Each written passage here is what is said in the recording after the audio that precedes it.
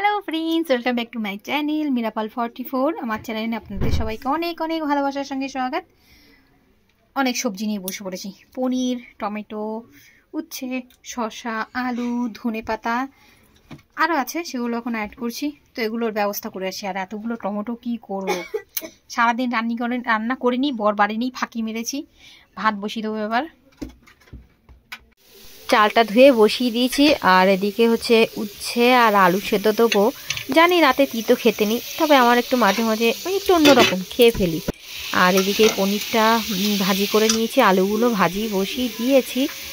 আর tomato great করে নিয়েছি।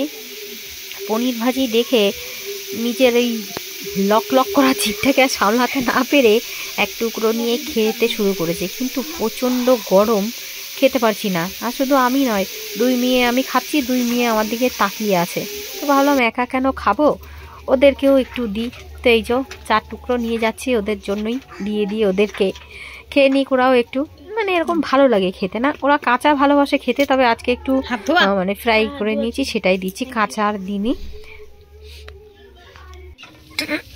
তো এদিকে এই যে পনির ভাজাটাও তুলে নিয়েছি, আলু ভাজাটাও তুলে নিয়েছি। আর সেই কড়াইটার মধ্যেই দিয়ে দিলাম একটু তেল, একটু জিরে, একটা তেজপাতা আর একটা শুকনো লঙ্কা। তারপরে দিলাম ওই গ্রেট করে রাখা টমেটো। আর আজকে আমি পেঁয়াজ টিয়াজ কিছুই দেবো না। টমেটো দেওয়ার আগে একটু লঙ্কাটা তুলে নিয়েছিলাম। তারপরে দিয়ে দিলাম স্বাদ মতো নুন আর হলুদ, ব্যাস। আর কোনো রকম মশলা আমি দেবো না এতে, না জিরের গুঁড়ো, না ধনের গুঁড়ো, না গরম মশলা, আদা রসুন পেঁয়াজ কিচ্ছু না। হ্যাঁ, এই শুধু ধনে পাতাটা। তারপর আলু ধনে পাতা কুচি দিয়ে দিলাম, একটু ভালো করে কষিয়ে নেবো। তারপর জল দিয়ে দিলাম। এটা গরম জল দিলেই ভালো হয়, তবে আমি আর গরম জল করে রাখিনি বা এখন আর করিনি, ঠান্ডা জলটাই দিয়ে দিলাম। আর বেশ কিছুটা আবার ধনে পাতা রেখে দিয়েছি, এটা রান্নার শেষে দিয়ে দেবো উপর থেকে।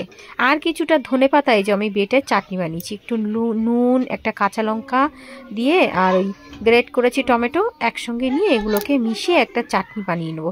দারুণ লাগে কিন্তু খেতে এই চাটনিটা। তারপর জলটা ফুটে যেতেই দিয়ে দিলাম পনিরগুলো দিয়ে দেওয়ার পর বেশ আরও কিছুক্ষণ আমি একটু মানে ফুটাবো। আর কুচিয়ে রাখা ধনে পাতাটাও দিয়ে দিলাম। আর এদিকে স্যালাডের জন্য নুনে লবণ দিয়ে ভিজিয়ে রেখেছি। আর এই যে এই চাটনিটা ইয়াম ইয়াম ইয়াম, এরকম চাটনি সবারই খাওয়া উচিত। ধনে পাতা, পুদিনা পাতা, অনেক কিছু দিয়ে চাটনি বানানো ভীষণ ভালো লাগে। আর সঙ্গে স্যালাডের জন্য শসা কাটছি, শসার কষগুলো এভাবে বার করে নিলে একটু তিতোটা কম লাগে। তো ওই যে স্যালাড কেটে নিয়েছি, টমেটো, শসা। আর এই টমেটোটা আমি এখন মাখা খাবো। এই যে তেঁতুল দিয়ে লঙ্কা পুড়িয়ে ভালো করে মেখে নিয়েছি। ও হো, আমি এখন এই যে পরে ভয়েস ওভার দিচ্ছি, এখনও আমার মুখ থেকে জল পড়ে যাচ্ছে। এখন মনে হচ্ছে আমি গিয়ে এখনই খাবো।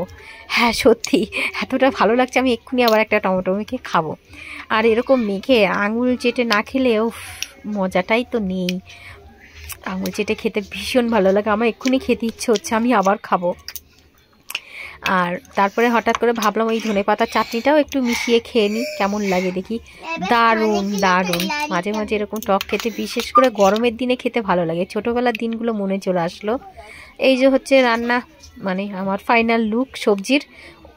আমার মেয়েদেরকে খেতে দিয়ে দিয়েছি, ওদের খাওয়া হয়ে গেছে। আমার বউদের বাড়ি এসেছে, তারপরে যে আমরা খেতে বসেছি। ফ্রিজ কুড়ানো, এই যে ওই ভাতটা আর এই মূলোর সবজিটা ফ্রিজ থেকে বের করে নিয়েছি, অনেক দিনের পুরনো। আর এই যে এত কিছু আইটেম, মানে দইয়ের রায়তাও আছে সঙ্গে, মানে শুধু দই আর কালো নমকের রায়তা, ব্যাস। কে কে খাবে চলে।